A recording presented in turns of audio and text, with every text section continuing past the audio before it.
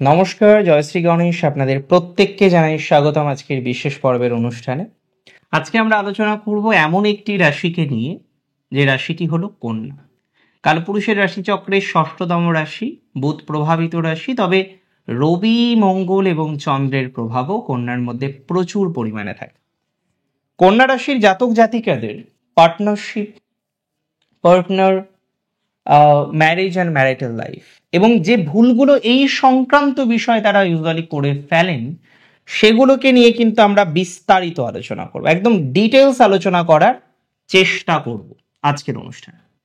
কন্যা রাশির জাতক জাতিকারা কিন্তু জীবনচক্রে প্রচুর পার্টনার পায়, তারা জীবনচক্রে প্রচুর অফার পায়, প্রচুর অপশান তাদের কাছে থাকে, and that is very true. আজকে যদি কেউ বলে না দাদা আমার কন্যা রাশি আর আমার কাছে অপশান নেই, আমার মনে হয় এটি যেন কোথাও যেন গিয়ে পূর্ণ সত্য নয়।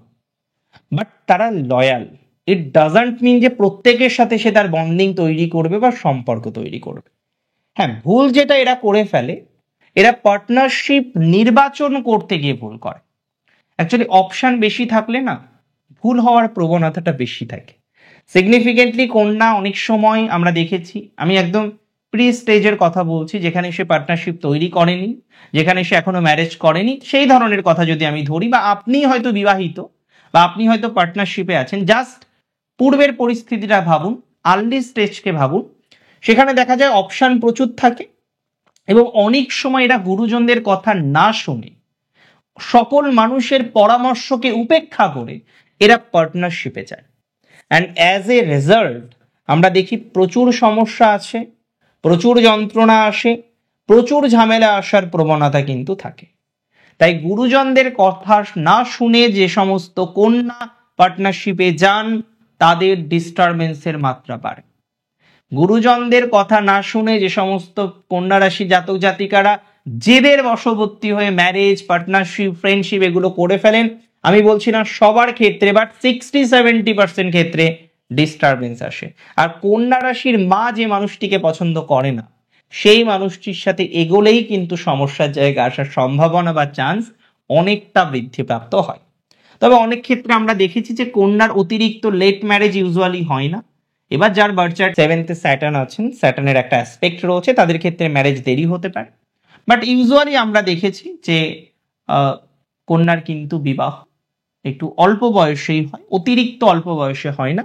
এবং শুভ তখনই এদের ম্যারিটাল লাইফ অতিরিক্ত হয় যখন একটা পার্টনারশিপে গেলে মোটামুটি রিয়েলাইজ করলেন না সম্পর্কটা ঠিক আছে, আপনার বাড়ি থেকে অ্যাকসেপ্টেন্স রয়েছে, ফেলে রাখবেন না, সম্পর্কটিকে এগিয়ে নিয়ে যান, তার একটা সঠিক পরিভাষা দিন, সঠিক একটা নাম দিন। আমার মনে হয় তাতে পজিটিভিটির মাত্রাটা আরো বাড়বে, পজিটিভিটিটা আরো এনহান্স করবে বলে আমি কিন্তু মনে করতে পারি। হ্যাঁ, কন্যা রাশি জাতক জাতিকারা প্রেমকে অত্যন্ত সম্মান করে। তাদের লাইফে কর্ম যেমন একটা অন্যতম জায়গা, তাদের লাইফের মা যেমন তাদের একটি অন্যতম জায়গা, তাদের রিলেশনশিপ, সম্পর্ক বা পার্টনারশিপের জায়গাটাও কিন্তু অন্যতম গুরুত্বপূর্ণ একটা জায়গা। এই জায়গাটিকে তারা অত্যন্ত সম্মান করে, অত্যন্ত রেসপেক্ট করে।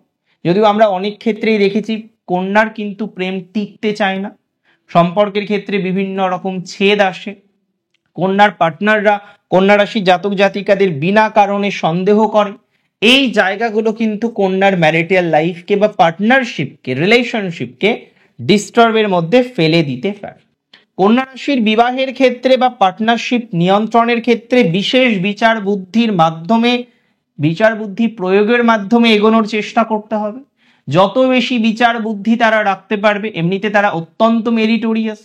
যে রাশিটিতে বুধ তুঙ্গস্থ হয়, সেই রাশির জাতক জাতিকাদের মেরিট থাকে না, এই কথাটা যেন সোনার পাথর বাটির মতো, মানে যেটা বাস্তবে এক্সিস্ট করে না। কিন্তু মডার্ন মেন্টালিটির পার্টনার হলে কন্যার জন্য বেশি সুবিধাজনক। এবার ধরুন আপনার ম্যারেজ হয়ে গেছে, আপনি দেখছেন আপনার পার্টনার অতটা মডার্ন নন, অতটা আধুনিক নন, ঠিক আছে, সেক্ষেত্রে মানিয়ে চলতে হবে। এবং তিনি যদি কিছু বিষয় উপলব্ধি করে নেন, কিছু বিষয় শিখে নেন, তাহলে কিন্তু কন্যা রাশির ক্ষেত্রে তাদের ম্যারিটাল লাইফটাকে আরো সুন্দরভাবে কন্টিনিউ করার ক্ষেত্রে এগিয়ে যাওয়াটা অনেক সহজ হতে পারে বা সহজতর হতে পারে। তবে কন্যার পার্টনার যদি কন্যাকে ভ্যালু না দেয়, তাহলে প্রবলেম সেই দিন থেকে শুরু হয়ে গেল।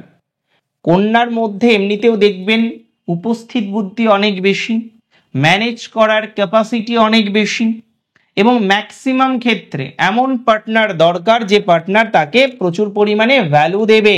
কন্যা ভ্যালুলেস ভাবে বাঁচতে পারে না, সে সমস্ত কাজগুলো করে কিন্তু সম্মান তার অন্যতম ক্ষুধা। কন্যা যতটা না টাকার খিদে রয়েছে তার থেকে বেশি খিদে থাকে তার কিন্তু যশের, সম্মানের। I am not very wrong here. তাহলে কন্যা রাশির জাতক জাতিকাদের সেই ধরনের পার্টনারকেই নির্বাচন করা উচিত, সেই ধরনের পার্টনারের কথাই ভাবা উচিত যারা তাদের ভ্যালু দেবে, এবং তারা চায় সবসময় স্টেবল রিলেশনশিপ। যদিও কন্যা কিছু কিছু সময় অতিরিক্ত সন্দেহ প্রবণ হয়ে যায়, আর বেসিক্যালি কন্যার এত দক্ষতা, সে হয়তো হট করে তার গার্লফ্রেন্ডের বা বয়ফ্রেন্ডের একটু মোবাইলটা চেক করে দিল, বা তার যে হাজব্যান্ড রয়েছেন বা ওয়াইফ রয়েছেন তার হয়তো মোবাইলটা একটু চেক করে নিল, একটু সন্দেহ প্রবণতা প্রকাশ করলো। এই জায়গাগুলো তাদের সম্পর্কের ক্ষেত্রে কিন্তু চিড় ধরাতে পারে। তাই এক্ষেত্রে খুব ইম্পর্টেন্ট যে আপনার এমন কোনো অ্যাক্টিভিটির সাথে যুক্ত হওয়া যাবে না, এমন কোনো ভুল আপনার করা যাবে না যে ভুলগুলো বা যে অ্যাক্টিভিটিগুলো আপনার পার্টনারের মনে, আপনার সম্পর্কে নেগেটিভ কোনো ইম্প্যাক্ট দিতে পারে। And it is very important. কন্যা রাশির জাতক জাতিকাদের এই বিষয়টিকে স্মরণ রাখতেই হবে, খেয়াল কিন্তু রাখতেই হবে, আদারওয়াইজ কিন্তু প্রবলেম আসতে পারে। কন্যার অনেক ক্ষেত্রে আমরা দেখেছি, দেখুন, কন্যা তার মাকে অনেক বেশি ভালোবাসে, সম্মান করে।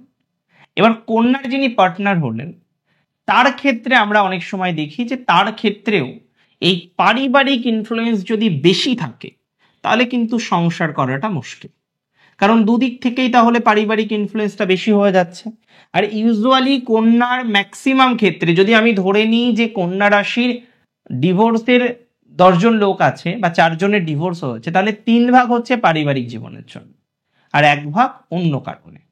এই 3 ভাগ হচ্ছে পারিবারিক জীবনের প্রবলেমের জন্য ডিস্টারবেন্সের মধ্যে চলে আসে।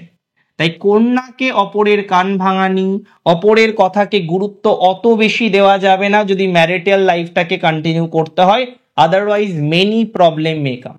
যদি আপনি আপনার ম্যারিটাল লাইফকে সুন্দরভাবে সুস্থভাবে কন্টিনিউ করতে চান তাহলে নিজস্বতা কিন্তু বিবাহিত জীবনে রাখতে হবে, সাসপেক্ট কম করতে হবে, আপনার পার্টনারের মতামতগুলিকে অনেক বেশি গুরুত্ব দিতে হবে, সেগুলো নিয়ে বিচার করতে হবে। স্বৈরাচারী মেন্টালিটি কিন্তু চেঞ্জ করতে হবে। যদি আমি মনে করি যে কন্যার ক্ষেত্রে সেই মেন্টালিটি সর্বক্ষেত্রে থাকে না, বাট কিছু কিছু ক্ষেত্রে এই স্বৈরাচারিতাও আমরা কন্যার মধ্যে দেখি। এই মেন্টালিটি থাকলেই কিন্তু সমস্যা, এই মেন্টালিটি থাকলেই কিন্তু ম্যারিটাল লাইফটা ডাউন হয়ে যেতে পারে, এই মেন্টালিটি থাকলেই কিন্তু ম্যারিটাল লাইফটা টোটালি ডিস্টার্ব হয়ে যেতে পারে। তাই কন্যা রাশি জাতক জাতিকাদের এই মেন্টালিটিটাকে ছাড়তে হবে। প্র্যাকটিক্যাল আপনি অত্যন্ত বেশি, আপনার ওয়াইফ বা আপনার হাজবেন্ড হয়তো একটু কম প্র্যাকটিক্যাল, তিনি হয়তো একটু ইমাজিনেশনের মধ্যে থাকতে ভালোবাসেন। আপনাকেও সেই জায়গাটাকে গুরুত্ব দিতে হবে বা সম্মান দিতে হবে, তার ভাবনাকে, তার চিন্তাকে আপনাকে অবশ্যই সাধুবাদ জানাতে হবে, সাপোর্ট করতে হবে। তার ভাবনা বা চিন্তাকে আপনি যত বেশি সাপোর্ট করতে পারবেন, তার ভাবনা বা চিন্তাকে আপনি যত বেশি ভ্যালু দিতে পারবেন, ততটাই পজিটিভিটির মাত্রা কিন্তু আপনার বৃদ্ধিপ্রাপ্ত হবে। এটি নিয়ে আমার কিন্তু কোনো সন্দেহ নেই। দেখুন, একটা কথা আমি বলি, প্রত্যেকের মধ্যে দোষ থাকে, গুণ থাকে। আমাদের ভালো জায়গাটা নিয়ে, ভালো গুণগুলোকে নিয়ে সংসার করতে হয়। আর আপনি যদি আপনার পার্টনারের মধ্যে ভালো গুণ খুঁজে না পান তাহলেও কিন্তু মুশকিল। আপনাকে চেষ্টা করতে হবে ভালো গুণগুলোকে খুঁজে বের করতে। খারাপ গুণ তো সবার থাকবে, সেগুলোকে নতুন করে খুঁজে বের করার কোনো দরকার নেই, বাট ভালো গুণগুলো নিয়ে কন্টিনিউ করুন। আমার মনে হয় পজিটিভিটির মাত্রাটা এমনিই বাড়বে। এবং আপনাদের মধ্যে আমরা অনেক সময় দেখেছি যে একটু ভ্রমণের নেশা থাকে, ভ্রমণ করতে পছন্দ করেন, পার্টনার সেরকম সাপোর্টিভ হলে ভালো হয়। তবে অনেক সময় পার্টনারের হেলথ প্রবলেম আমরা দেখি কন্যার চলে আসে, সেটি যদি প্র্যাকটিক্যালি আসে তাহলে হয়তো অতটা ভ্রমণ করার অবকাশ থাকে না।